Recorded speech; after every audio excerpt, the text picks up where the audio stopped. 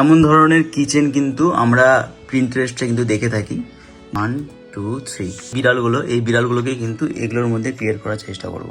তো আজকে কিন্তু আমরা তৈরি করতে চলেছি কিউট কিউট বিড়াল, আর কিভাবে ফিলামেন্ট থেকে ফিলামেন্টের পর অ্যাক্রিলিক কালার করে তার উপর কিন্তু আমাদের ইউভি রেজিনের কোটিং দিয়ে কিভাবে বিড়ালগুলো তৈরি হচ্ছে সেটা কিন্তু আমি দেখাবো এই পুরো ভিডিওতে।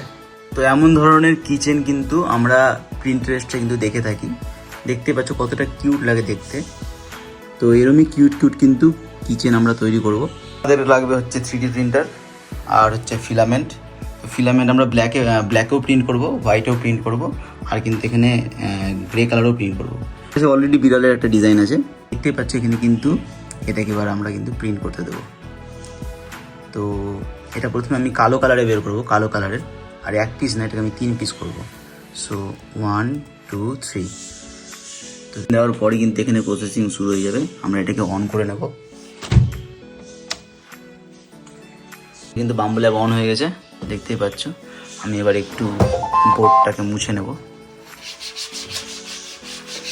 মুছে নেওয়ার পর এই জায়গাটাতে কিন্তু আমাদের বিড়ালগুলো প্রিন্ট হবে। তো দেখতে পাচ্ছ 3টে বিড়াল, প্রিন্টের প্লেট রেডি। এটাকে আমরা কিন্তু প্রিন্ট করব ব্ল্যাক কালারে।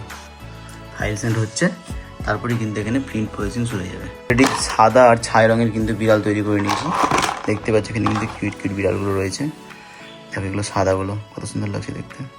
এগুলো কালার করার পর আরও সুন্দর লাগবে। এই যে ছাইটা, এই দেখো কত সুন্দর লাগছে। এই দেখো এরকমই কিন্তু দেখতে লাগবে। আর এগুলো কালার করার পর আরও সুন্দর লাগবে। কালার আমি দেবো।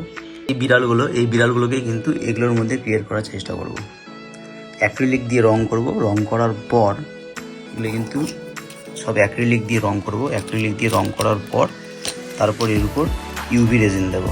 প্রিন্টারে প্রিন্ট হয়ে যাওয়ার পর তারপর কিন্তু তার উপর আমরা অ্যাক্রিলিক রং করব। অ্যাক্রিলিক রং করার পর এই ইউভি রেজিন দিয়ে কোট করব। কোট করার পর সেটিকে হার্ড করে সেটা কিন্তু কিচেন আমরা তৈরি করব।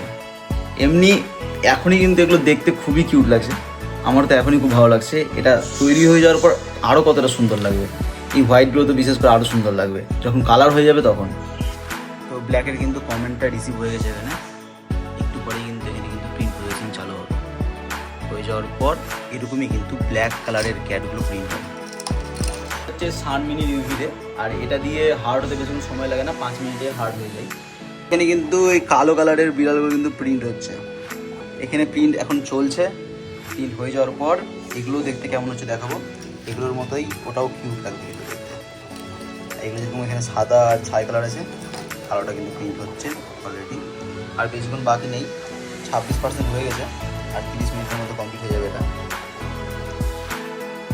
আমাদের কিন্তু প্রিন্ট কমপ্লিট।